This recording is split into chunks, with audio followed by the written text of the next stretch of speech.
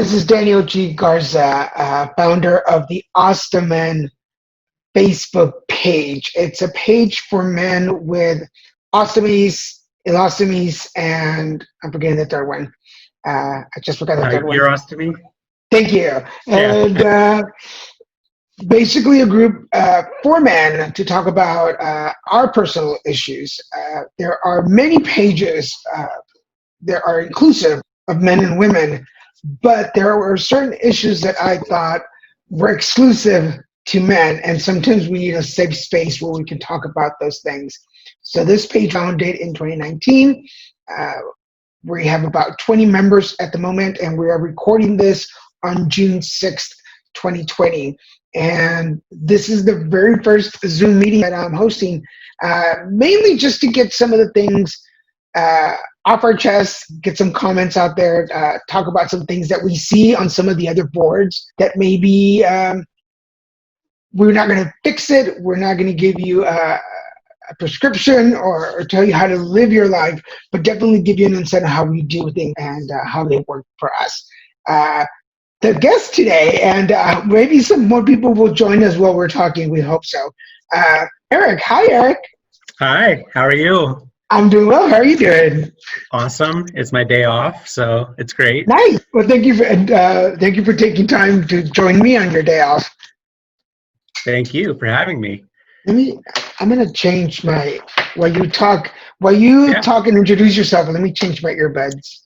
So my name is Garrett Maher, and I go by another name of Righteous Man on Instagram and Facebook, where I share myself completely, whether it be the ostomy that I have, Frank, to scoliosis, mental health, dating and relationships, working at a hospital, just the whole gamut of everything that surrounds my life, and I try to share that with everyone with the hope that I can reach someone somewhere out there in the world and help them, not give up hope. There's a lot of things that make up Eric that I want to share everything, not just, about my ileostomy or about Crohn's or everything else. I just want to share everything, and hopefully someone with Crohn's might resonate with something I say, or someone with scoliosis, or someone going through a bad breakup. Every single person in the world can watch videos that I do and hopefully feel something, and that's what that's what really gets me going. That's what gets my day going. When I feel like giving up myself, that's something I think about. It's like, what can I give to others? And so now you and I met through Instagram, right? Mm-hmm. Yeah. I found I found your videos, and I was like, who is this dude? Why is he always happy? And I'm gonna admit while we're recording that the days when I was like, screw you, Eric. Life is not that happy. Stop it. But then I would go back and watch it again. I'm like, okay, cool. Can we start from the beginning? Sure. How it came to be, how the surgery came to be. The surgery, I was diagnosed at, I want to say 12 or 13 years old with Crohn's disease. I had lived, all throughout my adolescent years. Those are formative years where your body's going through changes anyway. A lot of stress, whether it be the changes of your body or just going to school and, peer pressure and all that good stuff. I tend to feel things deeply, and I internalize a lot. So that is the worst thing you can do with Crohn's disease, because it just affects the illness even more. So, my first surgery was, I think, when I was 18 or 19 years old. I had a colostomy with a secondary colostomy that was just attached to the rectum. Yeah. Okay. basically I only wore a pouch on the one side, and then I just kind of put a bandage over the other one because Oh, really? nothing really came out of that except for maybe a little mucus or anything or something, you know. But not to be too gross, but hey, that's what we talk about.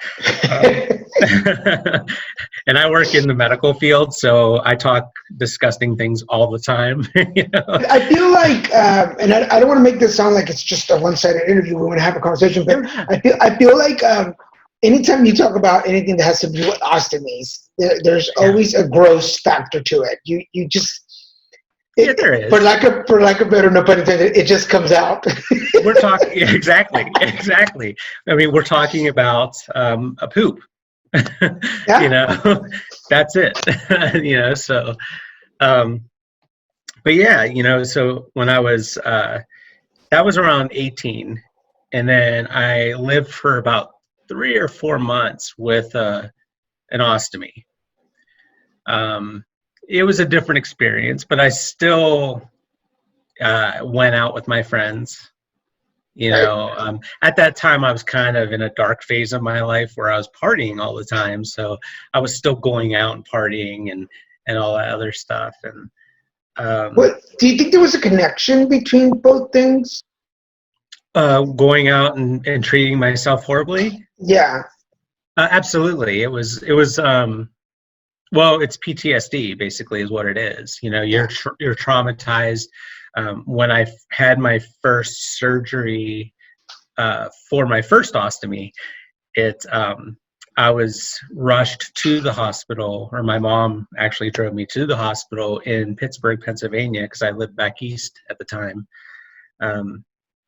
And since I was 18 or 19, you're in that transition of going from the children's hospital at Pittsburgh to one of the grown-up hospitals. And so my mom took me to children's because that's where my GI doctor and everyone was, you know. And I'll never forget, you know, she pulled into the emergency room and I got out of the passenger side and she had to go park the car or find a place to park. And I could barely walk. I couldn't stand up straight. And I walked in the doors and there was a guy at the, you know, counter, the check-in counter, and he was like, "Can you help me?" And I'm like, "I'm gonna pass out. I can't walk." And he got the closest wheelchair which was a child's wheelchair. And so I sat in it, and it had no like feet, you know, things, because children's feet don't touch the ground.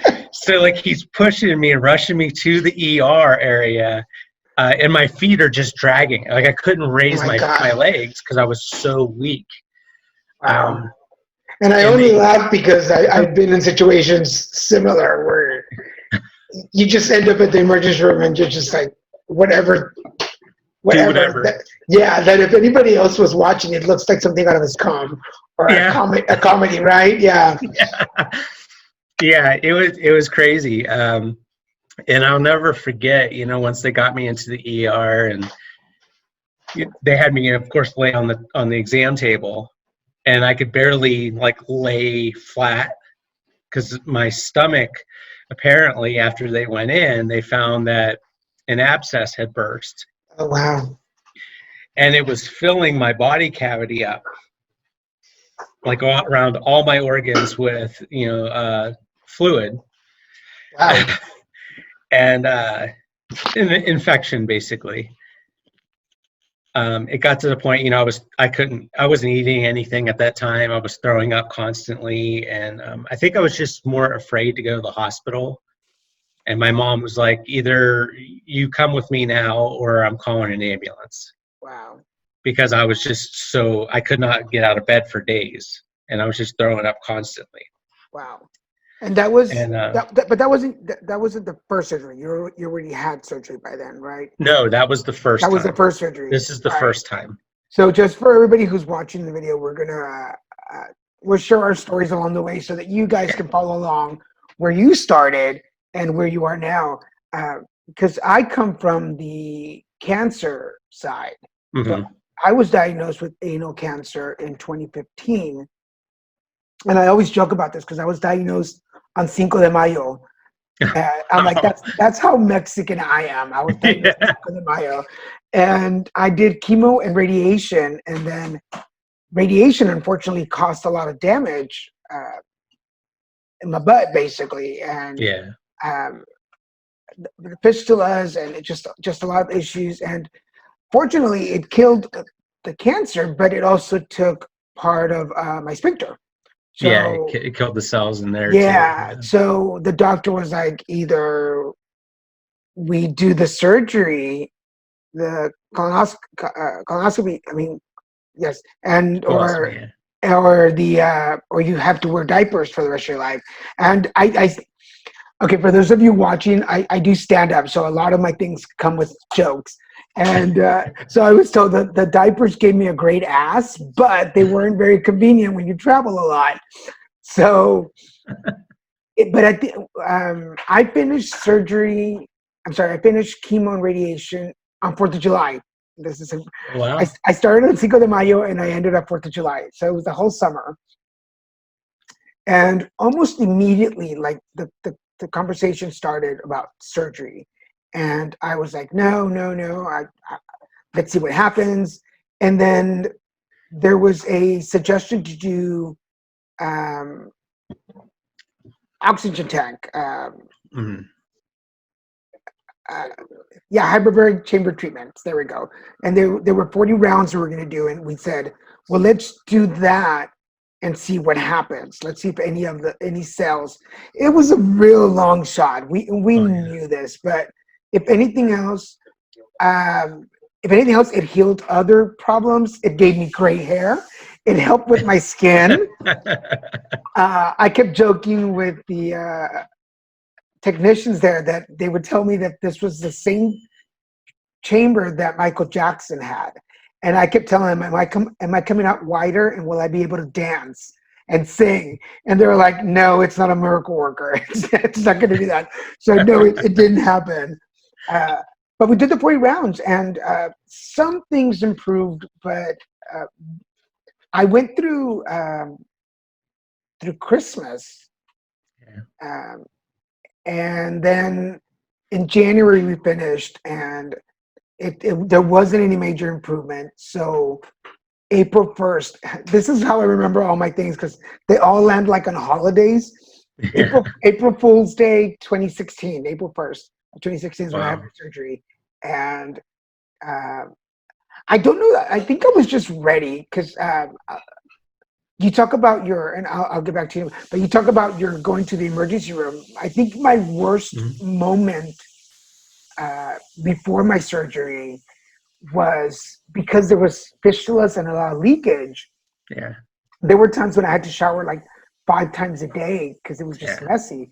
And I remember this one day, I think I was on my 7th shower, and it was midnight. I was ready to go to bed, and my partner Christian was like, "Babe, I think you need to shower before you go to bed." And because I could smell, and I was like, Yeah. and I was like in the shower crying, and he would have to Yeah. clean out the fistula, which was painful. And I was ready to go to bed, and I was just bawling hysterical. And in that moment, I was like, just kill me. And Hmm. I was like, I just want to die. Put a pillow over me. I don't want to live Yeah. anymore. And I was like, I'll write a letter. I'll tell them that I told you to kill me. And God bless him. He was so kind. He was like, that's not how it works. Like it's Yeah. not going to happen. And I think that was the moment where I said, I need the surgery, and Hmm. that's it. So Yeah. for you, Um, after the surgery, like, what was your? Did you say, okay, let's do this, or? well, at that point, during my first experience, my first surgery going in, it was more of a relief thing. Like I wasn't sure, I didn't know that I was going to wake up with an ostomy. Oh wow! It was like we need to go in, we need to do like exploratory lab, where they open you up and look and see what's going on. Um, they went in, and I woke up with an ostomy. Wow! So there's the trauma aspect to that. because I liken it to someone losing a limb. And that's nothing against anyone that has lost a limb or anything like that, but it's that shock. Yeah. When you didn't expect to lose a limb and you Yeah. wake up from surgery and you're missing a leg or an arm. I was missing intestine, and had like a Wow. new friend, Because you were and rushed into the emergency room, and then boom, all of a sudden you wake up and there's mhm. a. I always say, like, there's a hole in your belly, and you're like, okay, so what Yeah. am I, a piggy bank now? What the hell's going on here?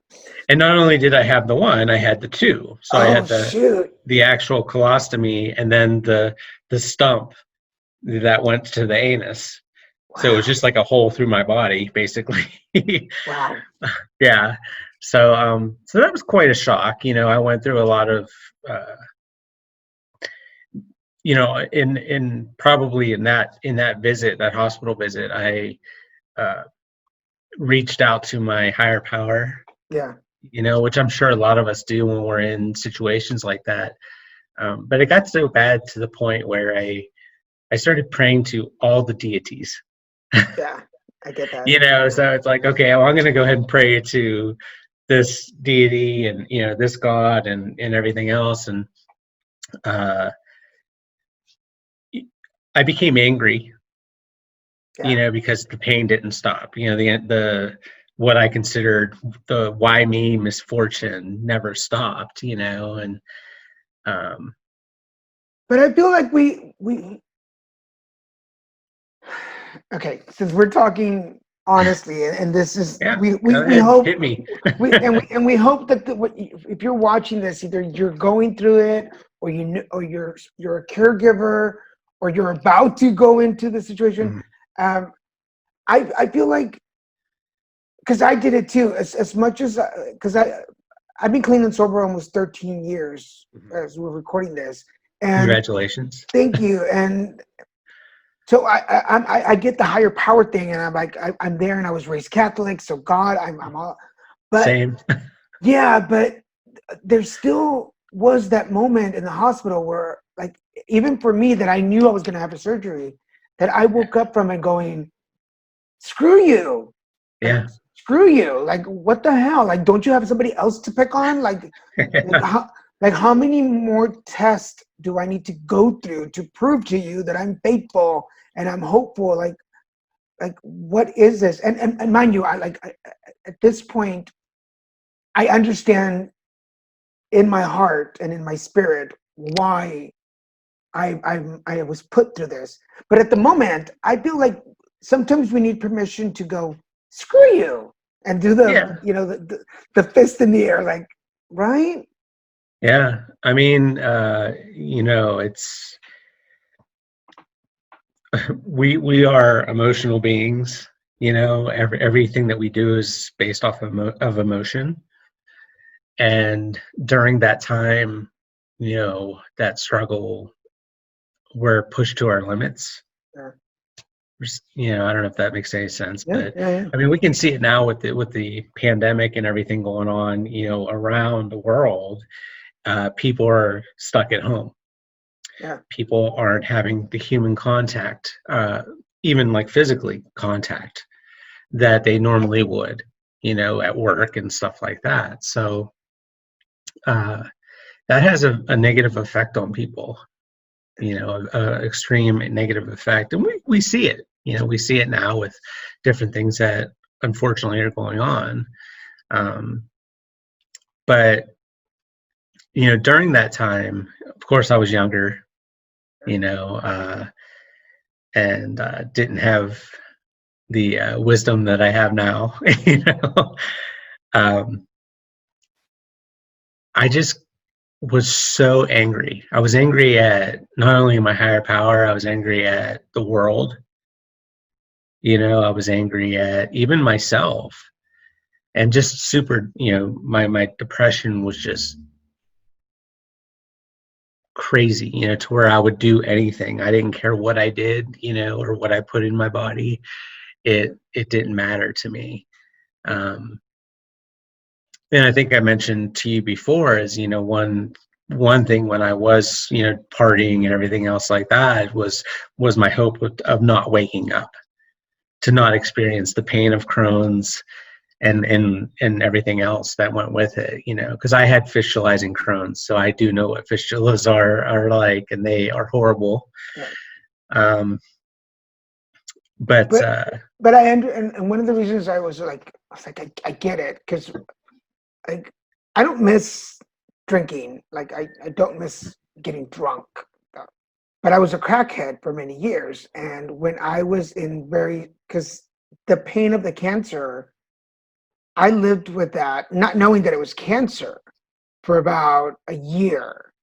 And when I was even in the midst of chemo and radiation, what I missed was the drugs, because it would numb everything. It would completely numb me out. And I wanted to get high so bad, but not for the high, just to not feel the pain at that moment. The escape. Yeah. And then once I had surgery, I'll admit, like, there are still times when I'm in the shower, or there's a big burst in my bag, and I'm like, oh, if I could just get high right now, like if I could just forget about everything. So I'm not gonna lie that it doesn't come up, but it doesn't come up because life is frustrating or I want to get high. It comes up because I just don't want to feel that right now. Yeah. And I know there's going to be folks that are saying, oh, it's going to go away, or after years and it's going to stop. I'm like, good for you. I'm glad that you're feeling better, but I'm not there yet. And even 4 years later, there's still days when I'm like, shit, I know why it saved my life, but well, that's like this morning. So my ileostomy, my permanent ileostomy now is his name is Frank. This morning, Frank was not cooperating in the shower. I'm like, I have this Zoom interview with the Zoom meeting with Daniel, and I need to get there on time. And like I'm rushing, and the output is just coming. And it's like every time it stops, and I'm like, okay, I'm ready to go and put the new appliance on. And then he goes again, and I'm like, you bitch. Sorry for the language. But yeah, it's like you have to yell at him every once in a while. And I think it's good to name your ostomy if you do have one. Tommy. Yeah. Just to give it a personality. You have to be able to yell at something. You can't just say it all the time and be like, that Frank, he's a bastard sometimes. You talked a little bit about when the whole pandemic started, and people were talking about make believe, make up a coworker in your house so that you have and I was like, I already have Tommy. Like, I don't need to make up a coworker. Yeah. Like, especially okay, I'm gonna like totally, like last night we ordered McDonald's. I was in this I wanted a Big Mac so bad, and we ordered McDonald's. But usually McDonald's like is horrible, and Tommy just does not approve. And I knew going in, I was like, it's gonna be a rough night. But no, he behaved. I was like, thank you. Nice. Thank you for doing that. But let's transition into that. Getting comfortable. I know the anger for me. I know the anger, the frustration, the anxiety. It's going to be there for a while. And I accept it as part of the transition. I don't know how long it's going to be, but it's going to be there. But what have you done to make yourself feel comfortable, feel normal?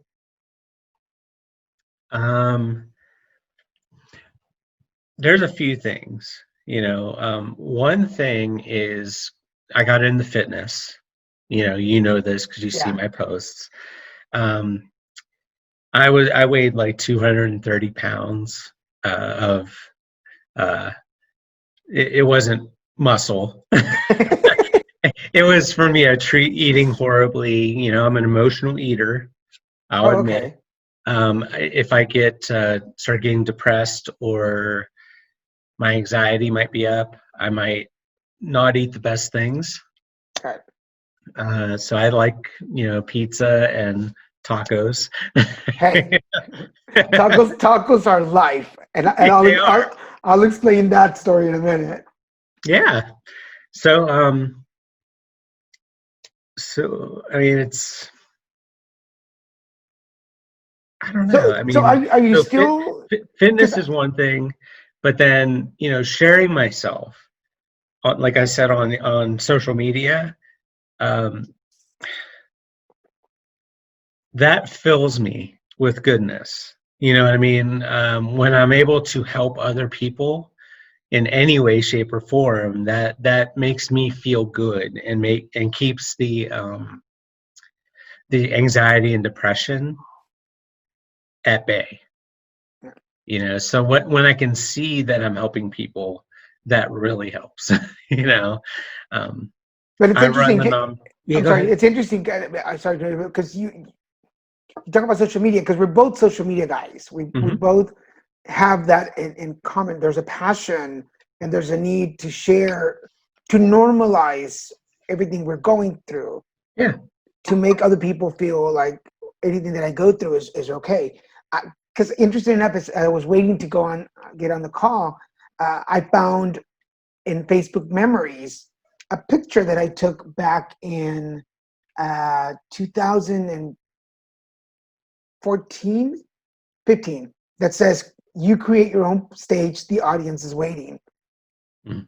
And I thought, how great to find that today, because that's exactly what you and I do. Is we created this stage where we're like, if nothing around me makes me feel normal, I'm going to do it, Mm.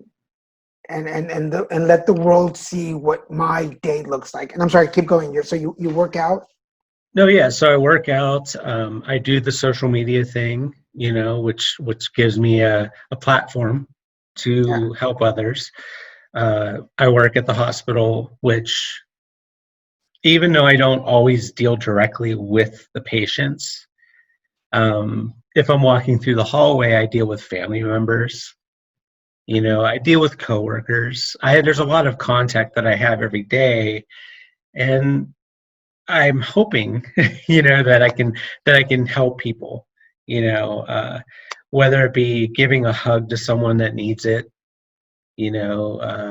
Hospitals aren't always the best, happiest places because people are sick. Yeah.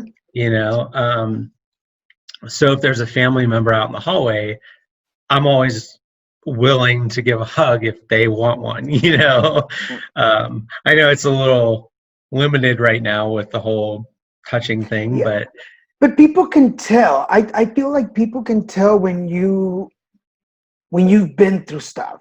mhm, There, I get approached a lot, right there's a like out certain of the blue. energy. Yeah, there's an energy that just, I feel like people that are going through stuff will gravitate to people who have been through stuff. Mhm. Like kind of like the light at the end of the tunnel. Like, okay, this is where we can go. Because if for those of you who are watching this, like I dealt with AIDS, cancer, my ostomy, then all the other stuff, the external stuff, alcoholism, drug addiction, anxiety, depression, agoraphobia, uh, not to mention several near-death experiences. One that happened right before my surgery, Wow. and where I was almost died. So there's all these things, and people will just like, like I'll be at an event, I'll be anywhere, and people are like, "Hi," and all of a sudden I'm hearing their life stories, and I'm like, Mhm. I just want to eat my tacos. Like, I don't know where it came from. Yeah, I tend to be very uh, shy, I guess, or reserved in public. Huh? Like, I'm not the person that usually goes up to people and say, "Hey, how you doing?" Uh, I usually try to stay away from people. but it's not that I don't like people. I do like people. It's just that my anxiety tends to Yeah. increase when I'm in public. Yeah. And but it never fails. I'm always the one. I'll go into an empty aisle at like Target, and then 15 people will show up in that aisle. It's like y'all didn't need to be here, but all of a sudden I'm here. So Yeah. I look at them as signs. I know this might seem weird to people, but every once in a while I'll get a look from people. It's almost like a look of understanding. Yeah. And it's people that I don't know. They're people that I pass at the store or, walking down the street. And it's just like, it's almost like a head nod, Yeah. that Yeah. you're not I get that. alone. Yeah. I get that. I understand that. I've had little kids, parents out with their kids, and the little kid, the smallest child in the world, will run completely across the room and like give me a hug. Aw. And it's, I'm like trying not to cry in public, but I'm like, holy crap, it's like this kid knew that I needed a hug That's awesome. from across the room, and it's pretty amazing. I consider myself an empath in this world where I can feel other people's energy. Yeah. But yeah, I don't know. It's Well, for those of you that are watching, thank you for following along our story. And I know it's a very condensed version of our story. We could go on for hours, but we want to make sure that you guys get as much information from us as you possibly can. But just to touch on that, for those of you that don't know, I'm an intuitive, so I've been doing card readings for years now, and I do a weekly live stream show where I read for people, and I'm a Reiki master, which I do believe, we won't go into too much of that, but I do believe, and you can chime in on this, that meditation and cleansing my energy and being centered and grounded through my procedures has helped me to heal a lot faster and be more in tune with my body. I can feel things better. Does that make sense? It does. It absolutely does. When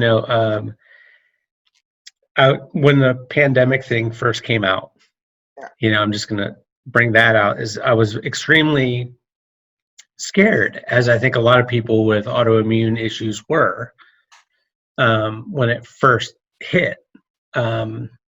As I've gone through it, I've not been as scared, because I'm looking at it to the fact that I've been through hell and back. Yeah. You know what I mean? And I work in a hospital full time. I don't get the flu. I don't get sick because I work out all the time. So I'm like, I'm pretty sure that I've already been exposed to it. You know what I mean? Right. Just because of the way of that it goes around. Right. So, well, I wear masks when it's required, but when it's not required, I don't always wear a mask. And I know that's not the best message to put out there, but I want everyone to focus on yourself. Try to think of yourself as, if you are sick, stay home. It's common sense stuff that I think I myself have, you and I have, that, if we are sick, we're not going to go to work and infect other people. Right. Yeah, but there are people that do that. I do subcontract work. I do temporary jobs, and I worked at a grocery store the week right before the complete lockdown came out in California. I remember that, For those of you watching, I live in Laguna Beach, California, and right before I ended up working at a grocery store, and there was a little bit of panic, and I was like, oh shoot, like I've been around, and I was basically cleaning shelves and helping restock stuff, and I was like, I am around all these people. The job was only a week and it ended, and I didn't go back to work. And as we're recording this on a Saturday. I go back to work on Monday. I have a gig on Monday, and I am a little hesitant, but I'm a workaholic. I need to get back to work. I need to start doing something. But I wasn't wearing a mask. I was wearing gloves, but I wasn't wearing a mask. And I got tested and everything came back negative, which God bless. Yeah. But there was that little bit of like moment of like, oh, what am I doing? Like, yeah. Rolling the dice. Yeah, but for anybody out there, if you're watching this later on after, we are recording this again on June 6, 2020. So we're kind of coming out of the pandemic, but we're still not sure. And then we were kind of like getting like, okay, everybody's okay. And then the riots started, which caused all these gatherings of people again. So everybody's like, what are we doing? Like, so, but again, I feel like the universe knows what it's doing. I've got to trust and have faith that it knows. It's not for me to have all the answers, and that's where I have to be okay with myself. Yes. Can we move on a little bit? Let's go. I'll just say this: you're gonna have your own surgery story. You're gonna have your own moment of panic and anger. The 5 steps of mourning, because that's how I feel. Because that's how I feel it is. So it's cool. Do your steps as you need to. Don't let anybody tell you that you need to get over it or move on. Be angry. Be sad. Yeah. Be a hysterical mess. I've been there. Yeah, because I feel like sometimes, okay, let's talk pet peeves. Let's go into pet peeves right now. One of my pet peeves was when people found out that I had surgery and they're like, oh, you're going to be fine. And I'm like, how do you know? Do you have one? And no, then how do you know I'm going to be fine? Or people that would say to me, I'm so sorry. I'm like, why did you do this to me? Were you the one that like how like stop being sorry for me? Like I'm not dead. I'm not like I'm still alive. I'm still living life the best I can, you know. Those were my 2 pet peeves and people around me, all my dear friends know, never say I'm sorry around me. Like, why did you do this? Did you cause it? They're like, no. I'm like, shut up. What were things that bugged you after your surgery? Oh, things that bugged me, you know. One was I had a girlfriend at one time that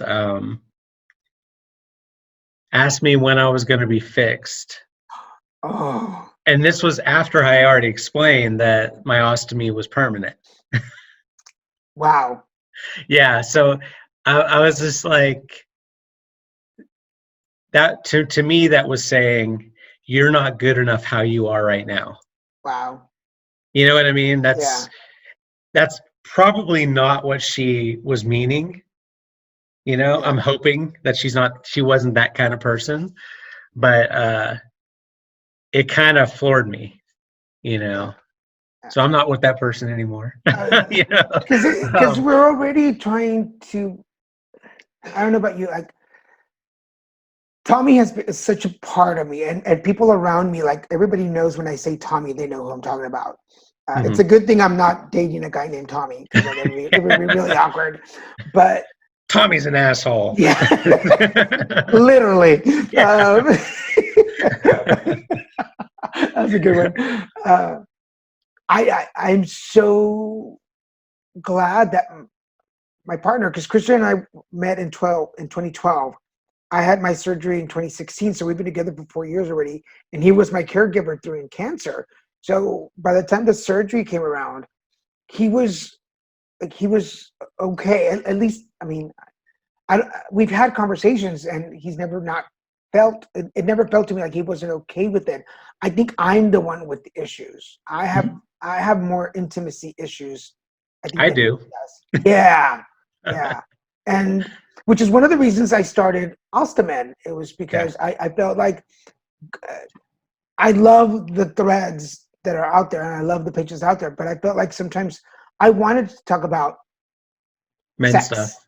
Yeah, I wanted to talk about men and Tommy and the penis, and because I feel like anything intimate, and I'll admit I'm not at that space yet, but I feel like it's a three-way now. It's Yeah. my partner Tommy and me, and how I haven't figured out how to put them all together. Yeah. Does that make sense? Now, yeah, I mean, I've not had, like, most of my relationships as far as sexual tend to be uh, the hot and heavy right off the bat. Okay. They usually crash and burn later on, you know. Uh, so, but those relationships, as few as there have been, uh, I felt were great. You know what I mean? I've had women that I've shown my ostomy to that cringed, Mm. during like a one night stand type thing.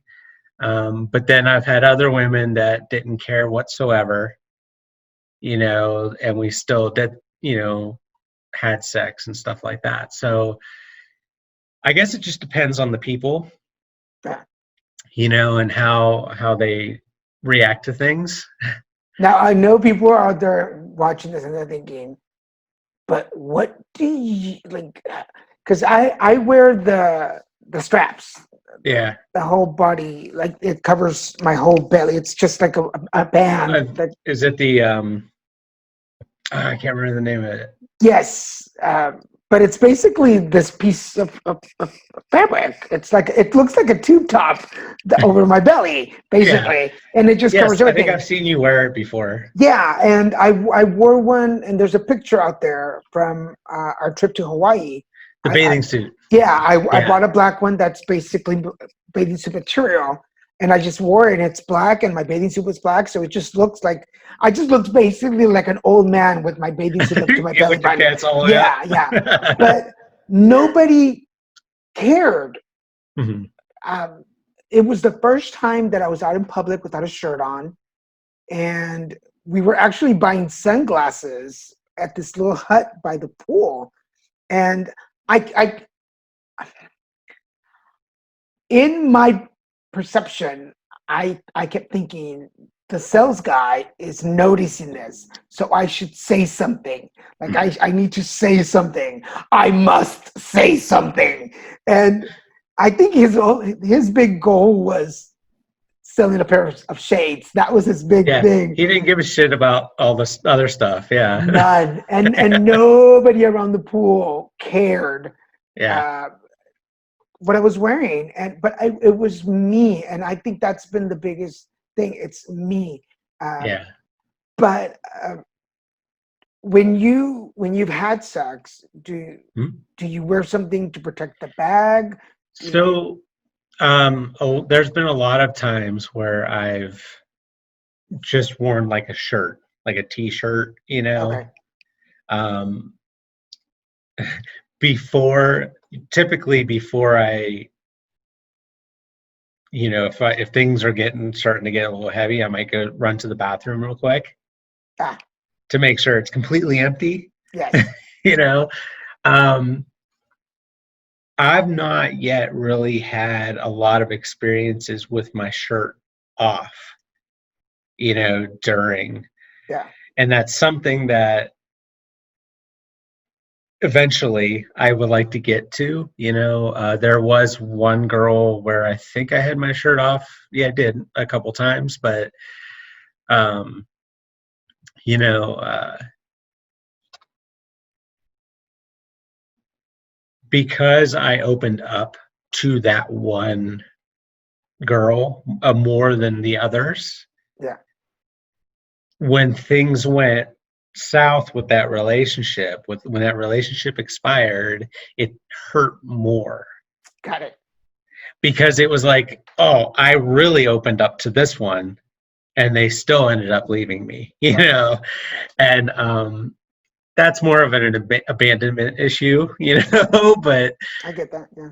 uh, so I want to get to a place with a partner that I can be free to be myself. You know what I mean? Yeah, I get it. Uh, I'm in the process of getting, tattoos, more tattoos, like on my back. How many do you You have know, now? uh, if you count them individually, it's like it's close to 30. Really? But like my leg is like one piece, and then I have Wow. little pieces, and then my back is one huge. It's going to be one huge piece We need as to talk well. off air about it because I want to get one. I just have this.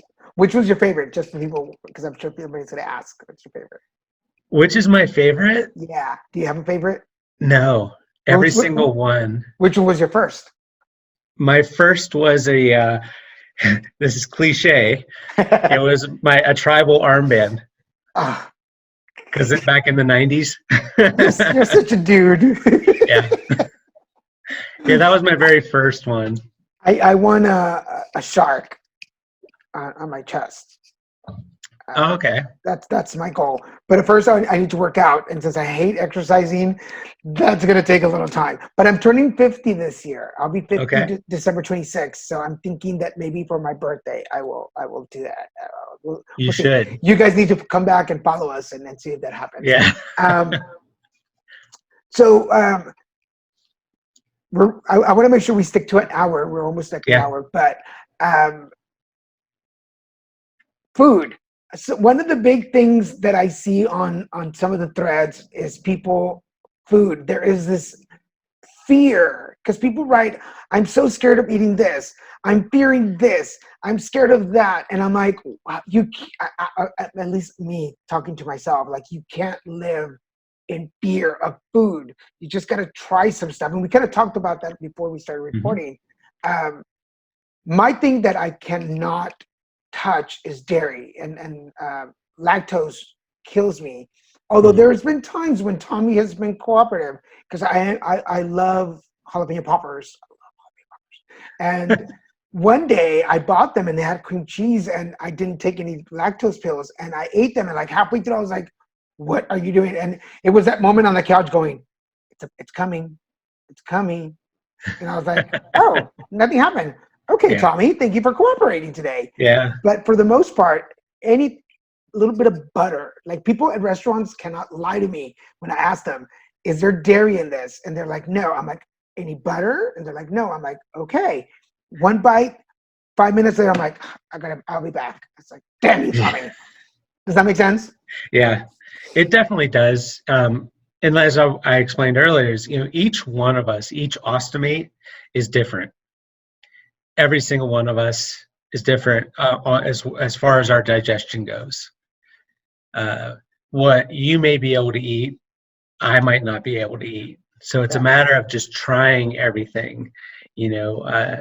If it's something you haven't eaten before, maybe don't go overboard on it. Right? It Is tastes great, I know, but there one thing that you have not been able to eat at all after surgeries? I can't eat vegetables. Hmm. I've steamed them, everything, and so basically I have to juice them. Yeah.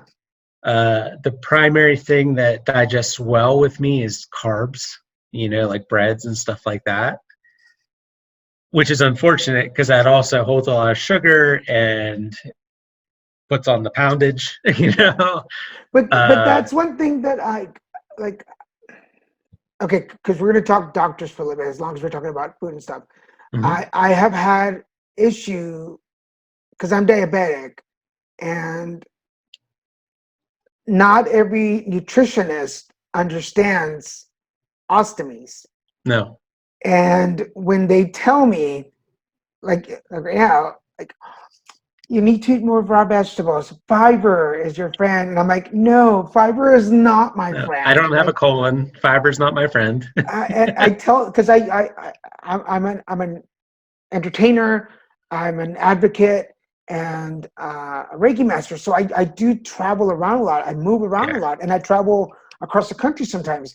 And I'm like, when you're flying, which already bubbles up sometimes, and then you just eating a salad before you got on the explain.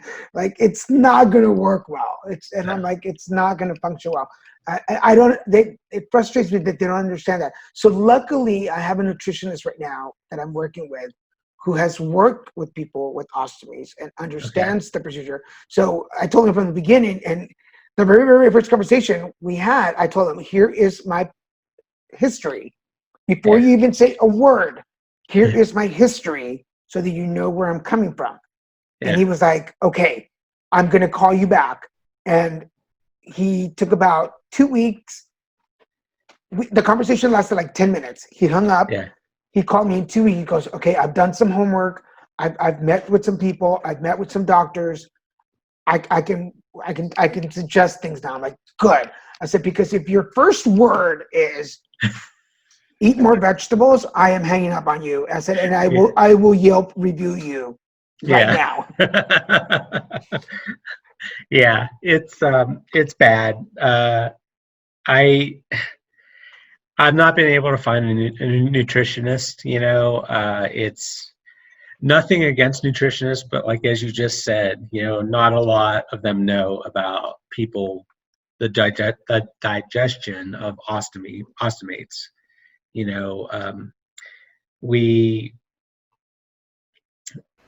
We don't process things the same. Yeah.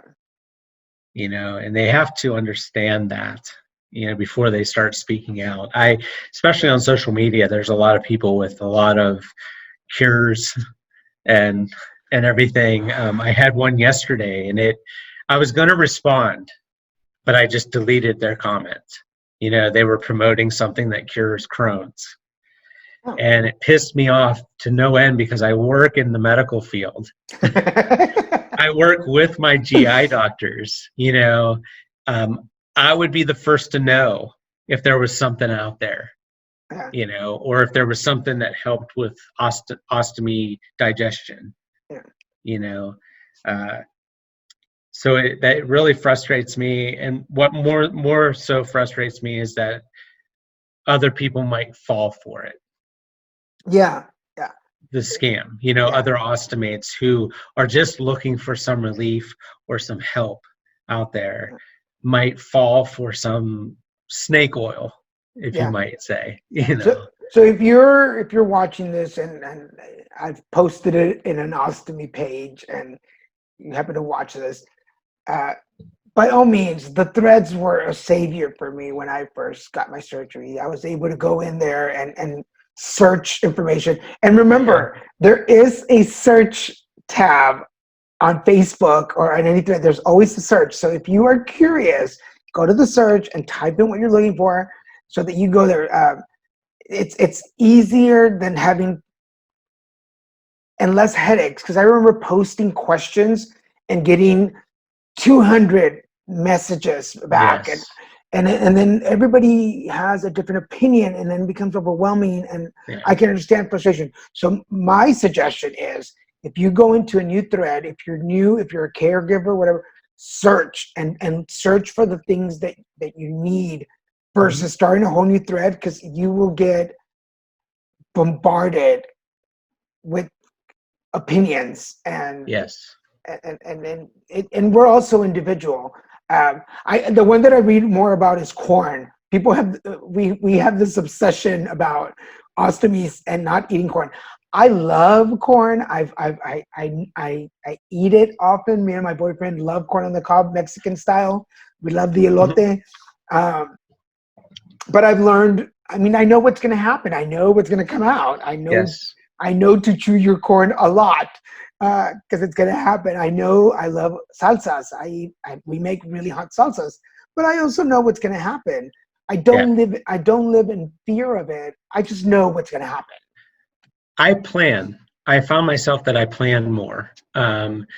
If I'm gonna go to the movie theater, I make sure that I don't have anything else planned the rest of the day. Because I'm probably going to want popcorn.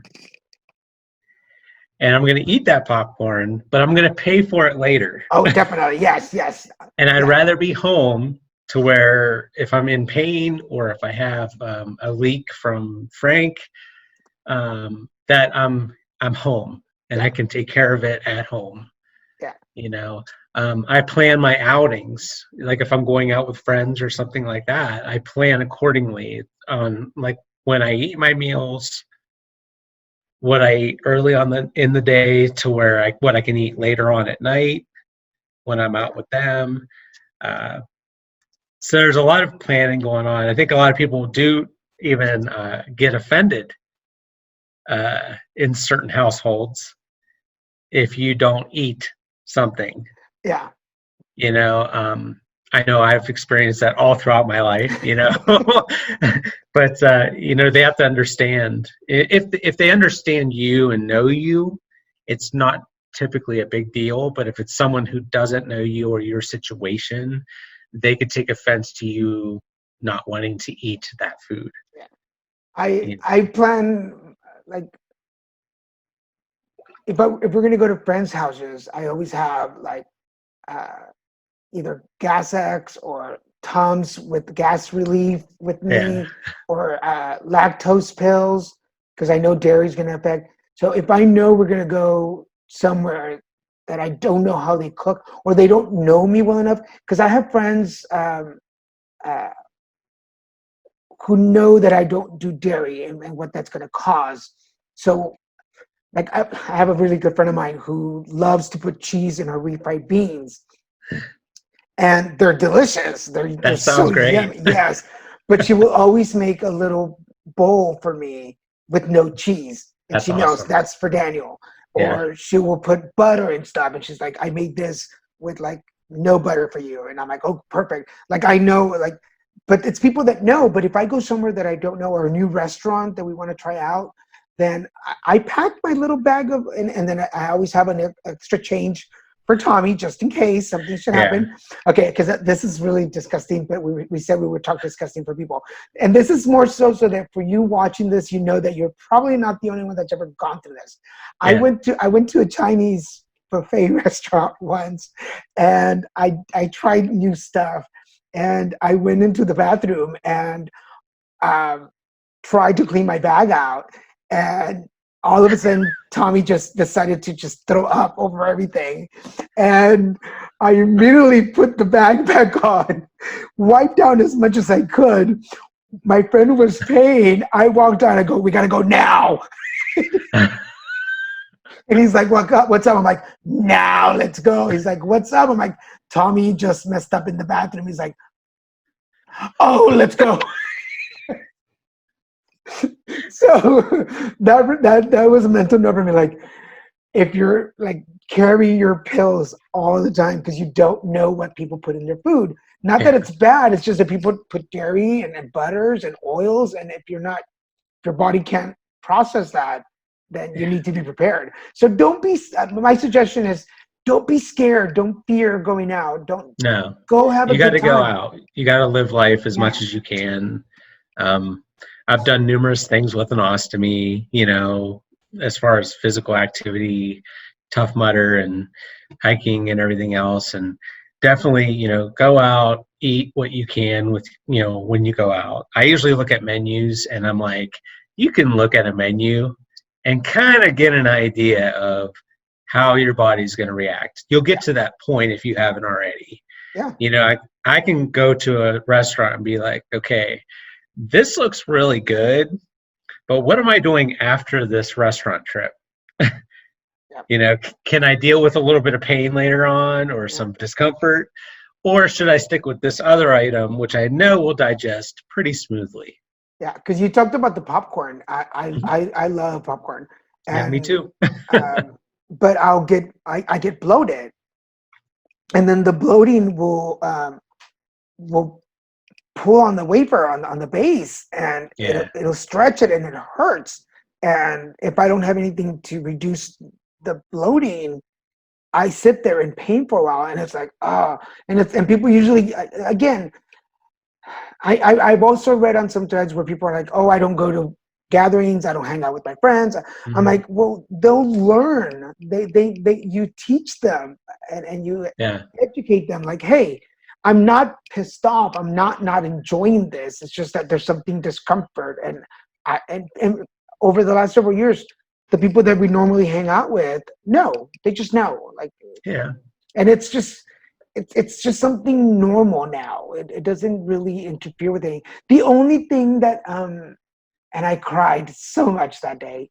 We were in Vegas, and we went up the tower to the roller coaster. Mm. For anybody who's been to Vegas, there's this spinning tower up there, and Yeah, I've seen it. there's this roller coaster that kind of goes over the edge, and I love those extreme things. And they had this jump thing, like a parachute thing that you could jump off the building, and I was ready. And there's a video on YouTube with me getting ready. But then I mentioned my ostomy on the elevator, and the girl that was hosting us up, she was like, "I don't know that you can jump." And they had a nurse at the top. So when she told her, she was like, "We can't let you jump because the harness will go over your belly." Yeah. And it back. I was so mad. Yeah. It was the first time somebody said no to me, and I was not having it. So I will. For those of you watching, if you go to my YouTube page, Daniel G Garza, you'll find the video. The thing is, with situations like that gives us a drive, to look for other options of harnessing. You know what I mean? So now we have a situation where you found something that did not work for you, and it was horrible at that time. But now we have a drive to figure out how we can build harnesses for people with ostomies. Yeah. And because I also, talking about that, I also read a lot about people in cars and seatbelts in cars, and like, Yes. it sits right on me. I never really thought about it, like it because it doesn't affect me until I read somebody posting about it. I'm like, oh, that is an issue. Like I didn't think about that. Yeah. Interesting. But for those of you watching this and listening to us, we're obviously we're just two of millions of people. We were hoping that more of our fellows would join us, but Yeah. hopefully we'll have a second recording and they can join us after they see this and see how much fun we have in conversations. Exactly. But we're coming up on the hour, and Okay. I do have to say this before we send our personal thoughts. Eric is one of my favorite people. We have not met in person, and we were supposed to meet at the conference this year. For those of you, what is it? Healthy Voices conference. Yeah, Healthy Voices. Yeah. So for those of you, there's a conference called Healthy Voices, and it's every year, and it's put on by Johnson Pharmaceuticals. And this would have been my 4th year being there, which I wanted Eric to go so bad. And I was like, I'm going to help you with the application, and we're going to get you in. And then I lobbied for him. I was like, he is awesome. Y'all got to have him on. And then COVID came, and yeah, I mean, there's so many. Yeah, COVID came, which put it to a virtual setting instead, and then and there's so many great ostomates out there, and people with Crohn's and all that other stuff that it's hard to choose. I get that. That Healthy Voices had a hard time choosing all the people that were coming, and so I mean. If you're maybe next year. Yeah, if you want to Google it, it's Health Voices. Because some people put a Y and you can't find it. No, it's healthevoices.com. Go check it out. I think it is .com. But if you Google Healthy Voices, you'll find it. Mm-hmm. And it's for those of you watching, it's a once a year conference, and they bring in 150 people from across the country from different areas of health issues, both patients and caregivers and you must have a social media presence in order to be invited. But you have to submit an application and usually a video. Yeah, there's a process. Yeah, and for those of us who have been there before, we get put in a lottery to see if you're invited. And this year, because of COVID, it was a online conference, which was still awesome. It was a one-day conference, and it was just amazing. And I have to brag a little bit, but I was so excited because it was the first time that they did a Spanish video along the conference. It was the first time. Yeah, they've never done it. And I was I was interviewed for that video. So That's awesome. yeah. So I was the first Spanish interview in the conference history. So it's really cool to be there. So when we mentioned earlier about, you know, the it's the stage and the audience waiting, like I definitely live on a stage. That's my partner. I live on it. I'm novela every day. So so before we go, thoughts. Somebody out there is where we were. Mm-hmm. Somebody out there is right where we are right now. What would you tell them? Don't stop. Be stubborn. You know, do not let your health issues stop you from living life. Because I've not stopped living, you know, and it's something I would urge anyone to not just, you know, I don't want anyone to stop living because of an ostomy. You know, that there's no reason for it. And I want everyone to live the best life they can and be as happy as they can be. You know, it's a struggle in the world. Trust me, I know. I have my bad days just as much as my good days. And I want everyone to just look up and keep going. Awesome. Yeah. And for me, guys,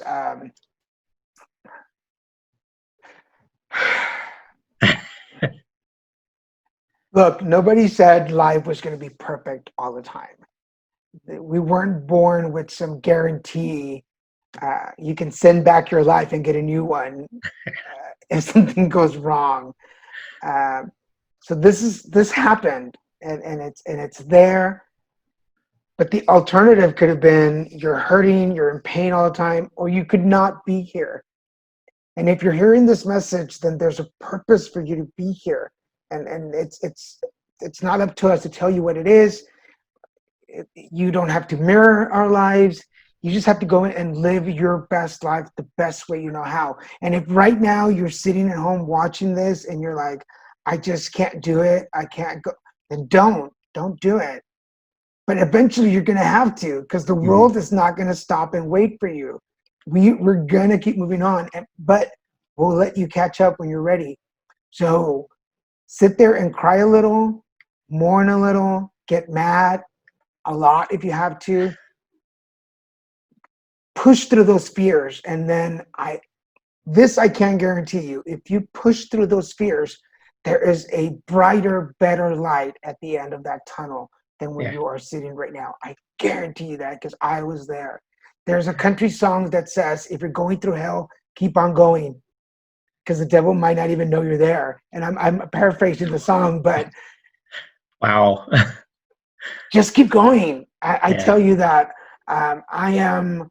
I'm not going to say 100%, but I am way better now than I was when I was in pain, and I am more active, and my voice got louder because I found a new way to live, and that is so exciting to be almost 50 years old and with my history and be like, fuck it.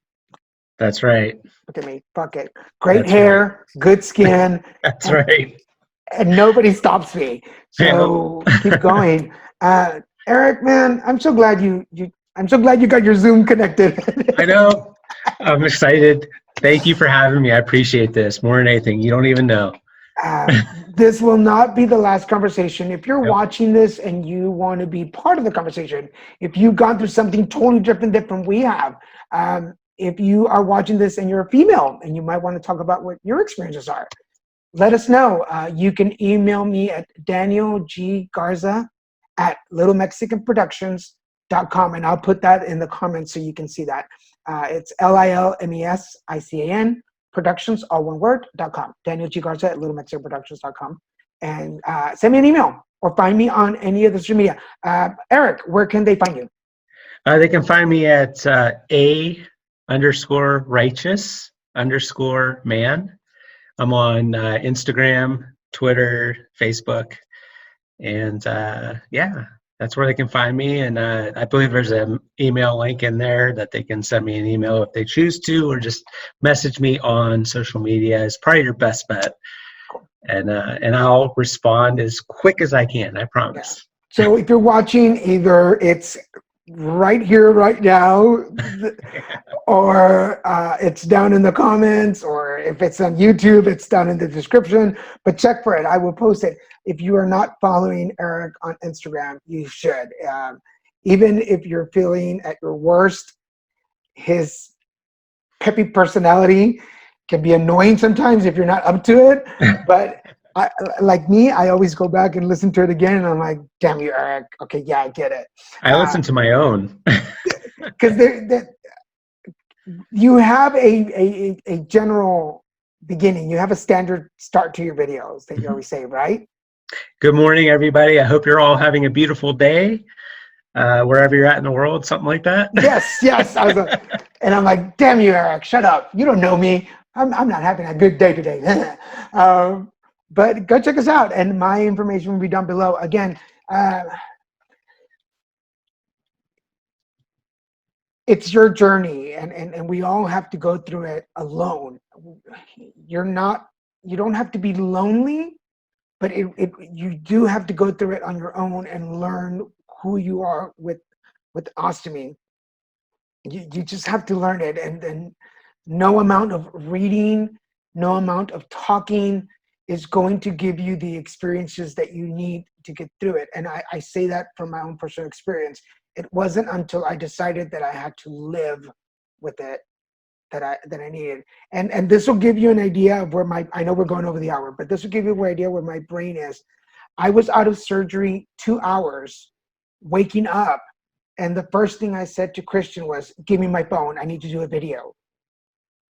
Awesome. And I grabbed my video, and I'm still like under anesthesia, and you can tell in the video that like I'm not all there, and it was hurting. So I grabbed the video, and at some point I'm showing people how to press the button and get the medication, and you can see my face just going, oh, like it's just like pure bliss.